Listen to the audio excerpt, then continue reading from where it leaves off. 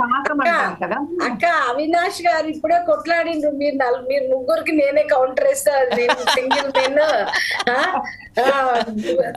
మనం అది కౌంటర్ కాదు సంజయ్. సునీత గారు ఒక మాట. నేను యాక్చువల్ గా నేను విమెన్ పక్షపాతినండి. నేను చిన్నప్పటి నుంచి మా అమ్మ పడిన కష్టాన్ని చూస్తూ పెరిగా. నేను అందుకే అన్నా, నేను స్టార్టింగ్ లోనే అన్నాను, ఒక్కరోజు సెలబ్రేట్ చేసుకోవడం, every day we should be, women should be celebrated on every day.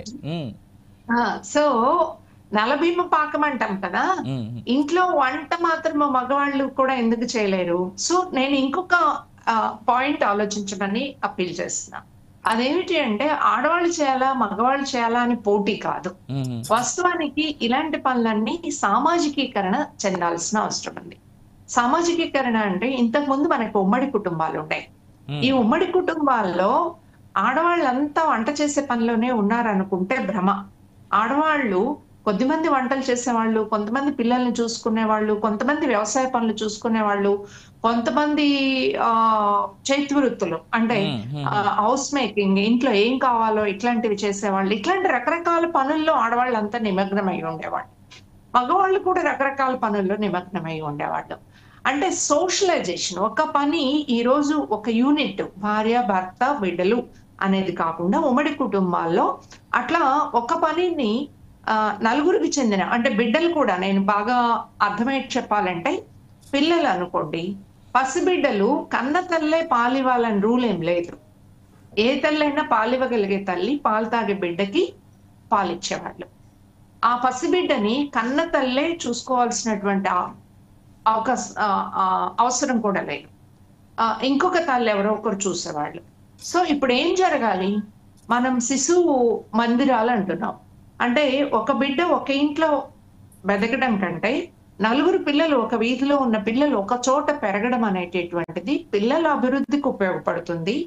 తల్లులకు కూడా, ఎవరు బాగా నైపుణ్యంతో పెంచగలరో అలాంటి వాళ్ళు, ఏదో తల్లి ఆర్ తండ్రి, శిశు విద్యాలయాలు లాంటివి, అలాగే కామన్ వంటశాలలు లాంటివి. అంటే సామాజికీకరణ, ఒక్క చోట పనిని, దీన్ని ఏమంటాము అంటే ఫ్యాక్టరీ పద్ధతి అని చెప్పేసి చెప్తాం. ఇది కుటుంబంలో పనులకు కూడా నేను చెప్పింది కాదు, 100 ఏళ్ల క్రితం గురజాడ అప్పారావు చెప్పాడు. మీకు గుర్తుండి ఉంటే 1917లో after revolution in Soviet Union, Lenin ఆడవాళ్ల పనికి సంబంధించి ఇలాంటి వెసులుబాటు కల్పించాడు. పిల్లల్ని పెంచడము, అలాగే వంట పని, అలాగే బట్టల పని, ఇట్లాంటివన్నీ కూడా సమాజం బాధ్యత తీసుకుంటుంది, మీకు ఇష్టమైనటువంటి వృత్తులు మీరు రండి అని. సో మనం అందరం ఆలోచించాల్సింది ఏమిటి అని చెప్పేసి అంటే, ఈ పనుల మధ్య డివిజన్ కాకుండా కుటుంబంలో షేర్ చేసుకోవాలి. కుటుంబంలో ఉన్న పనుల్ని, వీలైనంత పనుల్ని బయటికి పంపించి ఉమ్మడిగా చేసుకునే ప్రయత్నం చేయాలి. ఇది ఒక అంశం. రెండవ అంశం ఏమిటి అని చెప్పేసి అన్నట్లయితే, ఆడవాళ్ళందరినీ కూడా ఉపాధి పనిలో భాగస్వాముల్ని చేయడం, ఉత్పత్తి పనిలో భాగస్వాముల్ని చేయడం. ఉత్పత్తి పనిలో భాగస్వాముల్ని చేయడం ద్వారా ఆడవాళ్ళకు అవసరమైనటువంటి ప్రత్యేక సదుపాయాలని కూడా కల్పించాలి అనే స్పృహ రావడం. చాలా కంపెనీస్ ఏం ఆలోచిస్తాయంటే, ఆడవాళ్ళకు ఉద్యోగం ఇస్తే మెటర్నిటీ లీవ్ ఇవ్వాలి, ఆడవాళ్ళకు ఉద్యోగం ఇస్తే, ఇప్పుడు చాలా డిమాండ్ ముందుకు వస్తా ఉంది, మెనిస్ట్రువల్ పీరియడ్స్ అప్పుడు అవసరమైతే సెలవు ఇచ్చేటటువంటి ఒక పద్ధతి రావాలి అనేటటువంటి డిమాండ్ పెరుగుతూ వస్తుంది. సో మెనిస్ట్రువల్ పీరియడ్స్ ని గుర్తించడము, అలాగే మొనోపాజ్ ఇప్పటిదాకా ఎవరు డిస్కస్ చేయట్లేదు. ఆఫ్టర్ 40s 50s వచ్చిన తర్వాత, మొనోపాజ్ కండిషన్ వచ్చిన తర్వాత మహిళలకి ఒకనొక దశలో సపోర్ట్ అవసరం అవుతుంది. సో ఇలాంటి సపోర్టివ్ సిస్టమ్స్, ఇట్లాంటివన్నీ కూడా ఇప్పుడు చర్చలోకి వస్తా ఉన్నాయి. ఈ చర్చలోకి వస్తున్నటువంటి అంశాలకు తగినటువంటి సపోర్టివ్ సిస్టాన్ని మనం డెవలప్ చేసుకోవాలి. సపోర్టివ్ సిస్టాన్ని డెవలప్ చేసుకుంటూ బయట ఇన్ఈక్వల్ వేజెస్, ఇవాళ లెక్కలు వచ్చినాయి, 66% లోయర్ వేజెస్ పే చేస్తా ఉన్నారు అని చెప్పేసి ఇటువంటిది వచ్చింది. కాబట్టి లోయర్ వేజెస్ ని మనం సపోర్ట్ ఇవన్నీ సొసైటీలో బ్రాడర్ గా ఎనీ పార్టీ, ఏ పార్టీ అధికారంలో ఉన్నా అందరం కలిసి ఆలోచించాల్సినటువంటి విషయాలు ఇవన్నీ అనేది నేను ఫస్ట్ ఎస్టాబ్లిష్ చేయదలుచుకున్నాను. సెకండ్ థింగ్ ఏమిటి అని చెప్పేసి అంటే, ఇవాళ మా పార్టీ బాగా చేసింది అనే దానికంటే, any political party in Indian system now ఉన్న పొజిషన్ ఏమిటి అంటే, ప్రజలకి కొన్ని పనులు మేము చేసినట్లు కనిపించాలి కాబట్టి కొన్ని పనులు చేసే ధోరణి ఉంది. ఫర్ ఎగ్జాంపుల్ రిజర్వేషన్ చట్టం నేను చెప్పాను. అలాగే బేటీ బచావో బేటీ పడావో దానికి సంబంధించి కూడా ఉన్న కేటాయించినటువంటి డబ్బంతా కూడా అడ్వర్టైజ్మెంట్స్కే సరిపోయింది అని. వాస్తవం ఒక ఆడపిల్ల పుట్టింది అనుకోండి, ఆ ఆడపిల్లకి ఆ అమ్మాయికి 18 years వచ్చేపాటికి ఆ పాపకి కొంత అమౌంట్, సర్టెన్ అమౌంట్ ఉంటుంది అని. కానీ లేదు 18 years వరకు మేము అడుగుతున్నాం, 20 years వరకు ఒక ఆడపిల్లకి ప్రీ ఎడ్యుకేషన్, క్వాలిటేటివ్ ఎడ్యుకేషన్ ని ప్రొవైడ్ చేయడం అనేది గవర్నమెంట్ తన బాధ్యతగా స్వీకరించాల్సిన అవసరం ఉంది. అప్పుడు మాత్రమే మనం బాల్య వివాహాలు లాంటి వాటిని మనం పక్కన పెట్టగలము. బాల్య వివాహాలు మాత్రమే కాదు, వాళ్ళకి ఎనీ ప్రొఫెషనల్ ఇంట్రెస్ట్ ఉందనుకోండి, అంటే అమ్మాయికి చదవడం, డిగ్రీలు పొందడం కాదు, ఒక ఆర్ట్ మీద ఆసక్తి ఉండొచ్చు, లేకపోతే ఇంకో ట్రేడ్ మీద ఆసక్తి ఉండొచ్చు, ఇంకొక పనిలో ఇంట్రెస్ట్ ఉండొచ్చు, అలాంటి పనులు కూడా నేర్పేటటువంటి పరిస్థితి ఉండాలి. సో ఆడపిల్లలకి వాళ్ళని బాధ్యతగా ప్రభుత్వం స్వీకరిస్తుంది అనేటటువంటి పరిస్థితిని కనుక మనం క్రియేట్ చేయగలిగితే వాళ్ళకి ఎంప్లాయ్మెంట్ క్రియేట్ చేయడం ఈజీ అవుతుంది. అందుకు అవసరమైన బడ్జెటరీ ప్రొవిజన్ మనకి రావాలి. అందుకోసమే బీజింగ్ వేదికలో జెండర్ బడ్జెట్ అనే కాన్సెప్ట్ ని పెట్టారు. ప్రతి బడ్జెట్ లో జెండర్ బడ్జెట్ ఉండాలి అనేటటువంటిది. ఆ జెండర్ బడ్జెట్ ఎంత ఉండాలి? 50% ఆఫ్ ఉమెన్ ఉన్నారు. 50% ఆఫ్ ఉమెన్ ఎంత వెనకబడ్డారో మనకు అనేక సర్వేలు చెప్తా ఉన్నాయి. కాబట్టి ఈక్వల్ స్టేటస్ రావడానికి మనం ఏమని ఉంటున్నాము, ఒక 20 years పెట్టుకుందామా, 2030 సస్టైన్డ్ గోల్స్ పెట్టేసి వరల్డ్ లో ఈ పార్టీకి సుస్థిర అభివృద్ధి సాధించబడాలా అన్న. ఓకే, ఇంకా మనకున్నది 5 years, కాబట్టి చేయలేము. 10 years పెట్టుకుందామా, 15 years పెట్టుకుందామా?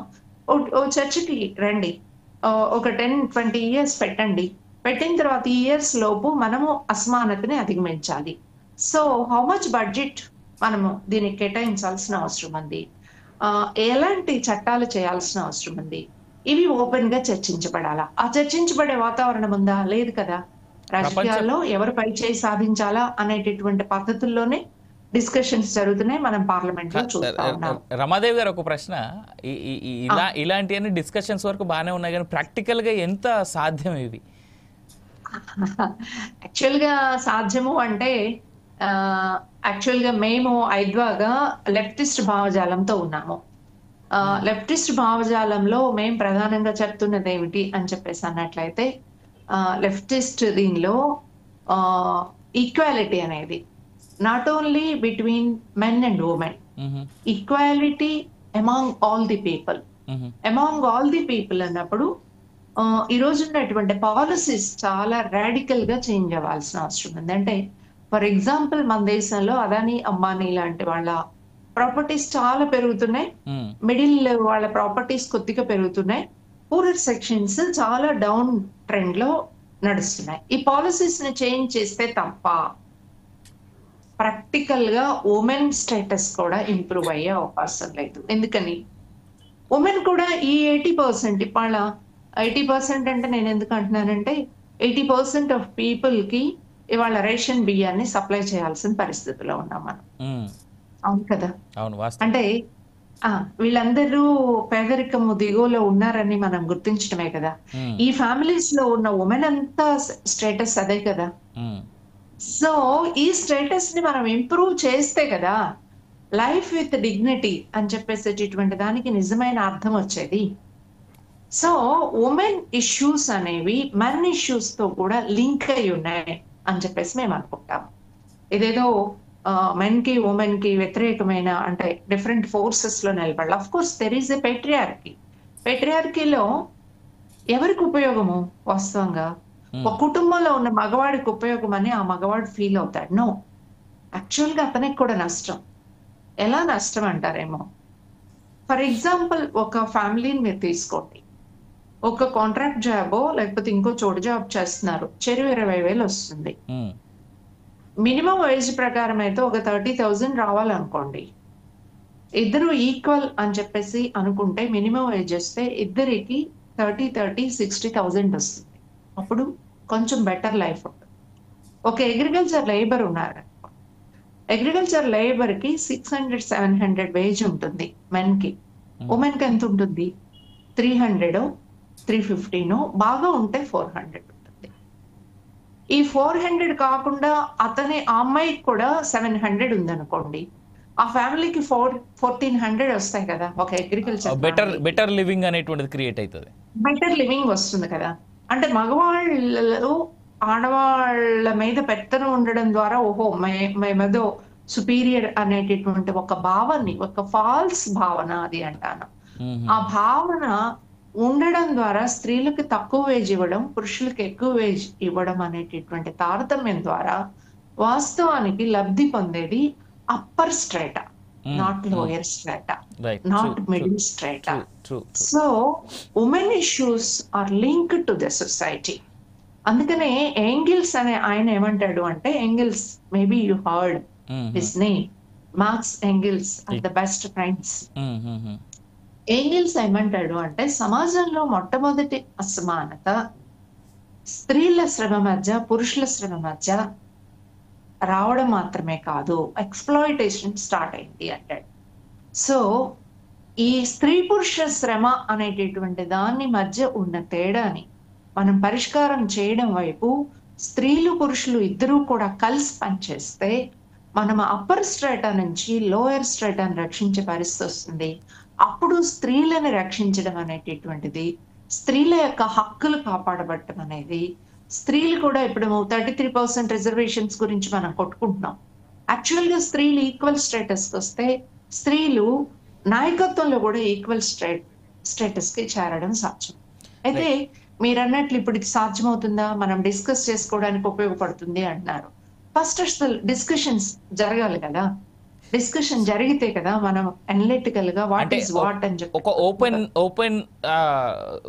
ఓపెన్ ఫోరం అనేది స్టార్ట్ అయింది కాబట్టి దీని ద్వారా ఇది అనుకూలంగా ముందుకెళ్లే ఛాన్స్ ఉందని అంటారు. అయితే ఎస్ డిస్కషన్ జరగాలి, ఏది కరెక్ట్ ఏది కాదు అనేటటువంటిది మనకున్నటువంటి ఫ్యాక్ట్స్ ఆధారంగా మనము నిర్ధారణలకు రాగలగాలి.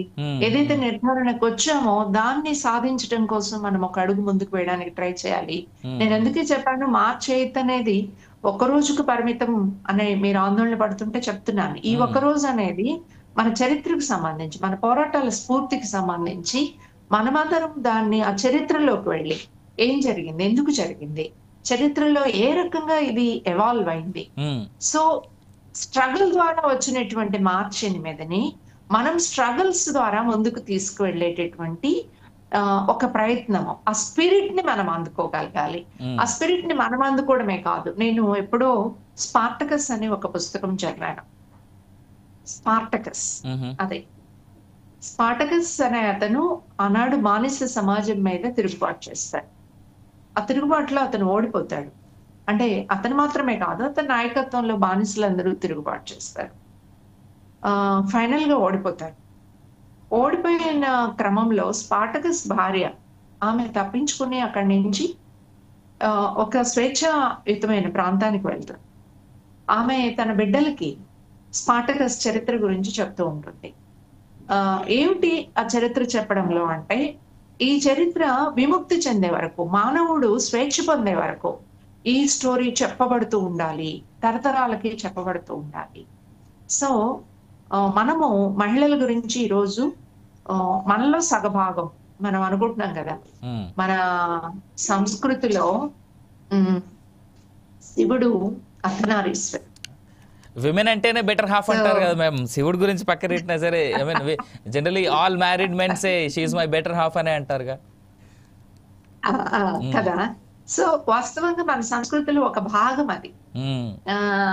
ఇప్పుడు మన గ్రామ సీమల్లో చూడండి మీరు, ఆ గ్రామంలో రాముడి గుడి ఉండకపోవచ్చు, వెంకటేశ్వర స్వామి గుడి ఉండకపోవచ్చు, బట్ మన గ్రామాల్లో ఒక పోలేరమ్మ, ఒక మారమ్మ, ఒక పెద్దమ్మ, ఖచ్చితంగా మా అమ్మ ఉంది అని అంటారు. ఖచ్చితంగా అమ్మ గుడి అయితే ఉంటది, అమ్మ గుడి అనే అంటారు. ఒక గ్రామ దేవత ఉండడం అనేది మనం చూస్తాం. సో ఇది మన కల్చర్. ఈ కల్చర్ అణిచివేయబడింది. అణిచివేయబడిన నేపథ్యాన్ని మనం గుర్తు తెచ్చుకోవాలి, మనం స్టడీ చేయాలి. మనం తిరిగి మన ఆదిమ సంస్కృతిని, మన పాత సంస్కృతిని, మన పురాతన సంస్కృతిని ఈక్వల్ ఫుటింగ్ మీద నిలబెట్టేటటువంటి దానికోసం మనం ట్రై చేయాల్సిన అవసరం ఉంది. సో మార్చి 8 అనేది అలాంటి స్పిరిట్ ని మనందరికి ఇవ్వాలి.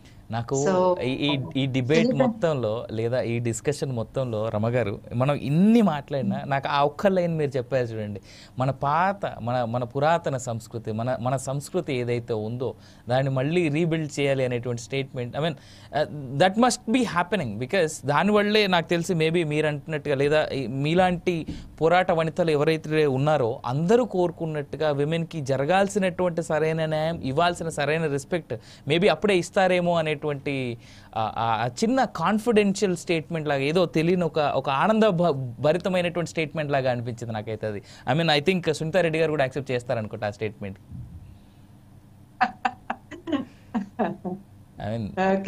డెఫినెట్ గా ఒకటండి,